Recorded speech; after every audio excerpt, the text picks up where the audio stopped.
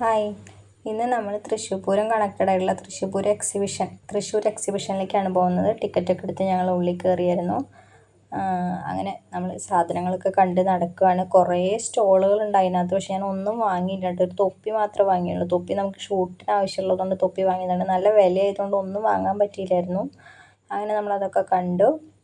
പിന്നെ കുറേ നമ്മൾ ബാർഗൈനിങ് ചെയ്തു. അതിനിടയ്ക്ക് ഒരു ചേച്ചി എൻ്റെ കയ്യെ പിടിച്ച് സോപ്പൊക്കെ തേച്ച് വെളുപ്പിച്ച് തരാൻ മോളെ എന്നൊക്കെ പറഞ്ഞ് എൻ്റെ കൈയൊക്കെ ക്ലീൻ ആക്കിയിരുന്നു. പക്ഷേ ഞാൻ അവരോടും നുണ പറഞ്ഞ് അവിടുന്ന് ഒന്നും വാങ്ങിയില്ല. അങ്ങനെ അതൊക്കെ കഴിഞ്ഞ് നമ്മൾ പിന്നെ ഒരു ഫുഡിൻ്റെ സ്റ്റാളിൽ കയറി. അവിടുന്ന് എൻ്റെ കെട്ടിയോൻ പാനിപ്പൂരി കഴിക്കുന്ന രംഗമാണ് നിങ്ങളിപ്പോൾ കണ്ടുകൊണ്ടിരിക്കുന്നത്. ഞങ്ങൾ പാനിപ്പൂരിയും അങ്ങനെ കുറച്ച് ബജ്ജിയൊക്കെ കഴിച്ച് അവിടെ നിന്ന് ഇറങ്ങി. പിന്നെ കുറച്ച് എൻ്റർടൈൻമെൻറ്റ്, കുട്ടികൾക്ക് ആസ്വദിക്കാനുള്ള കുറച്ച് എൻ്റർടൈൻമെൻറ്റ് ഏരിയ ഉണ്ടായിരുന്നു. അവിടെയൊക്കെ പോയി അതും ആസ്വദിച്ചു. നമുക്ക് പ്രൈസ് കിട്ടുമെന്ന് വിചാരിച്ചു, പക്ഷേ കിട്ടിയില്ല കേട്ടോ. നമ്മൾ ഗംഭീരമായിട്ട് തോറ്റു അവിടെ നിന്ന് ഇറങ്ങി. അതിനുശേഷം പിന്നെ നമ്മൾ കുട്ടികൾക്ക് എൻ്റർടൈൻമെൻറ്റുള്ള ജോയിൻ വീൽ പോലുള്ള സംഭവങ്ങളുണ്ടായിരുന്നു. അവിടെയൊക്കെ നമ്മൾ കയറി.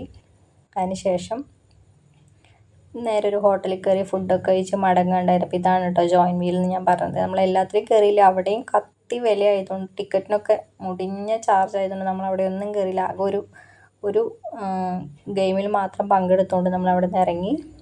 അതിനുശേഷം നമ്മൾ ടൗണിലൊരു ഹോട്ടലിൽ കയറി ഫുഡ് വാങ്ങി വീട്ടിൽ വന്ന് കഴിക്കേണ്ടായത്. അങ്ങനെ നമ്മുടെ പൂരം എക്സിബിഷൻ എൻജോയ് ചെയ്തില്ല എന്നുള്ള പിള്ളേരുടെ പരാതി നമ്മളതങ്ങോട്ട് മാറ്റി കൊടുത്തു. അതാണ് അന്നത്തെ ഒരു എൻ്റർടൈൻമെൻറ്റ് ഉണ്ടായിരുന്നത്. അപ്പോൾ ഇനിയും ഗ്ലാം വിത്ത് മിഴിയിലെ ഇതുപോലുള്ള വീഡിയോകൾ നിങ്ങൾക്കായിട്ട് ഞാൻ സെറ്റാക്കി കൊണ്ടുവരുന്നതാണ്. ഒരുപാട് അപാകതകളുണ്ട്, എന്നാലും ഇതുവരെ എല്ലാ സപ്പോർട്ടും തന്ന എല്ലാവർക്കും നന്ദി. നമസ്കാരം. ടാറ്റാ.